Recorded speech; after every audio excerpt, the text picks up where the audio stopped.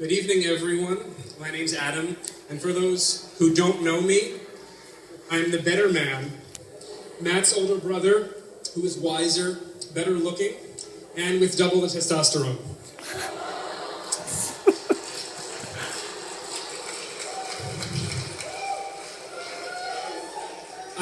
I would like to start with a few quick thank yous. First to Liz for an excellent speech, but Matt, I can promise I won't be nearly as nice as she was. I plan on busting your ball. Second, to Chrissy's parents, John and Dot, for helping throw what is thus far a fantastic party. And third, to Matt and Chrissy, not for finding each other, or falling in love, or having this wonderful wedding, but for positioning my speech early enough in the night that I could have many drinks afterwards. And I'd like to echo the sentiments made just earlier about those people who are unable to be here today, namely my parents and Matt's parents, Gail and Jeff. While they passed away too soon, their legacy lives on in me and, okay, I guess Matt too. We both hope that we continue to make them proud. And I'd like to ad-lib just a little, a wish for a speedy recovery to our grandmother. For those of you who didn't hear, after the rehearsal dinner last night, she fell and broke her leg and is recovering in a hospital and can't be here as well. Now, I learned that in high school when you write a paper, you want to have an introduction, which I just did. You lay out the basics of the rest of your arguments, and you culminate with a thesis statement before you start with the rest of your actual points. So I'm going to start with a brief chronology of the high and lowlights in Matt's childhood years. And, you know, he's done enough humorous stuff to stand alone. I don't need to add in any witty sidebars. Then I'll discuss some of the qualities that make you so annoying or endearing. And finally, Chrissy, some advice for you in dealing with Matt. But my thesis is very simple. Chrissy, good luck. Matthew Lawrence Ehrlich was born Sunday, December 9th, 1984 at 6:50 in the morning. Of course, this day is most important because it was my 821st day of life. Now, his infant and toddler years were fairly typical for a family in Northeast Philadelphia. Our mom was home part of the time to raise us. And despite Matt being the younger, inferior sibling, had the bigger room, at least until I wisened up and took it. And on at least one occasion, Matt drank a glass of dish soap and was hiccuping bubbles the rest of the day. Generally speaking, we got along reasonably well for two brothers close in age. We had fights and disagreements, of course, but didn't really have huge blow-ups. That said, there was at least one occasion where I tried to kill him. Like, literally for real, I tried to kill him. We were visiting my grandparents at their Florida condo. We were swimming in the pool. I was tall and able to stand in the 4-foot deep section. Matt was shorter and was unable to swim at the time. I picked him up, I carried him to deeper water, and I let go. Only my mom, jumping in fully clothed, saved him. And later that night, when he fainted at dinner, I was forced to sit and do word puzzles in the car while he was worked up in the emergency room. He always excelled at sports growing up. He played on several traveling baseball teams. And if you ever discuss this with him, I'm sure you have heard about how he should have pitched a perfect game. I was there and can attest that he actually is telling the truth. He was the pitcher for the Bustleton Bengals. They were playing Vote. And his team was good that year. They went on to win the championship mostly on Matt's shoulders. But in this game, they got to the last inning a few runs up. Matt hadn't allowed a base runner all game. He had the first 2 outs, and the next batter got a 3-2 count. The next pitch was very borderline. And the umpire called it a ball, and the guy walked. Everyone yelled at the ump, including the coaches from the other team. And he had to settle for a no-hitter after the shortstop made a ridiculous play to save the next batter from getting a hit. It was about this time we took an extended family cruise to Bermuda, and in the ocean, our cousin Craig, who was 14 years older but equally immature, pantsed Matt, pulling off his bathing suit completely, holding it up for everyone on the beach to see. And this was, of course, in the pre-McGobble era, but Matt was not happy nonetheless. I could go on with more stories about his past, but I want to move on to the next thing. We all have food and drinks we want to have. So there are several personality traits and qualities that make Matt the great guy he is today. First, he's dedicated. Matt's bar mitzvah needed to be postponed because of my mom's illness after he had already learned much of his first Torah portion. He took this in stride and learned a second portion. No small task for a 12-year-old.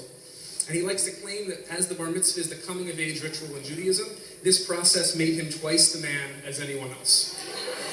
Today, I suppose I'm willing to give you that because you're half the man in regards to everything else. Truthfully, though, he is very dedicated to his family, especially with all the difficult times we've been through, and he's loyal to his friends, many of whom here have been here and been with him for most of his life. Second, he's a man who likes to have a good time. He certainly didn't waste any time proving that his first day of college. I was a junior when Matt entered Penn State, and I was in an apartment for the first time. We had some people over the first night, and I dutifully invited him to come over. When he got over, I stepped out for a few minutes to talk to Alana, my future wife, on the phone. And when I returned, Matt had already been flagged after taking 6 or 7 shots. It had been less than 5 minutes. And he spent the rest of the night speaking with a lisp and passed out on my sofa, wrapped up in plastic bags in case he couldn't make it to the bathroom. College, good times, and I do have the video if anyone wants to see it at some point. Third, he's smart. Upon attending his first baseball game as a kid, he asked my dad, "Where are the commercials?" after the first half inning. He also has the well-deserved nickname, at least amongst my friends, of stupid, in contrast to my science. Ironically enough, his friend group has another stupid. So I don't know what that says about them. But for Matt, this is at least partially in jest, as he's done very well for himself in school and professionally as a teacher, athletic director, yada, yada, yada.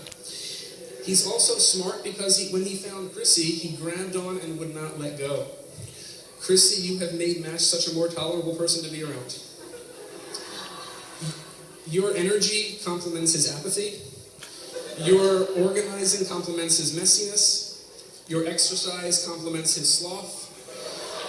Your beauty complements his homeliness. Your fitness complements his fatness. Your warmth complements his coldness. Your voice that is lovely complements his horrendous voice. And your normal bowel function complements his Crohn's diarrhea.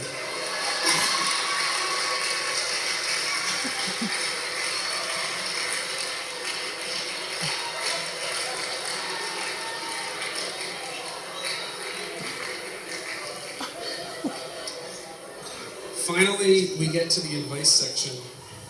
Chrissy, be glad you got a house with more than one bathroom. I'll leave it at that. Plan on lots of sports. Phillies, Eagles, Nittany Lions, Flyers. No one cares about the Sixers. You don't have to sit there and watch it with him. In fact, he probably prefers that you don't, but don't bother him during it. And with your new 70-inch TV, don't bother me as I sit next to him. We may be discussing which player was worse as a Philly, Eric Bruntlett or Michael Martinez. The debate is still ongoing. I do encourage you, however, to ask him about any player on the Phillies since 1990. He can tell you how they got onto the team and how they left the team. And lastly, approximately once a year, Matt will have excruciating pain in his neck. Don't worry, this is normal. This stems from the incident where I pedigreed him on his bed.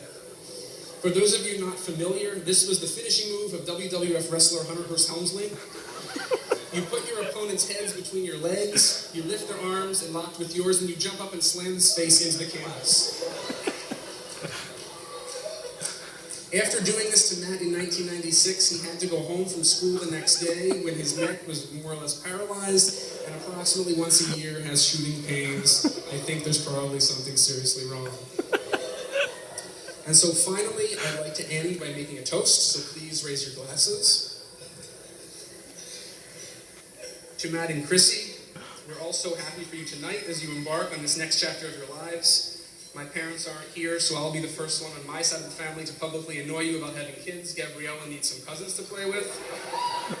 Chrissy, welcome to the family. They say you don't marry your spouse, but you marry the whole family, and to that I say, sorry. Alana and I hate to admit it, but we are glad to be back in Philadelphia and so close to you guys. We wish you both the very best luck, and for all the happiness in the world. L'chaim.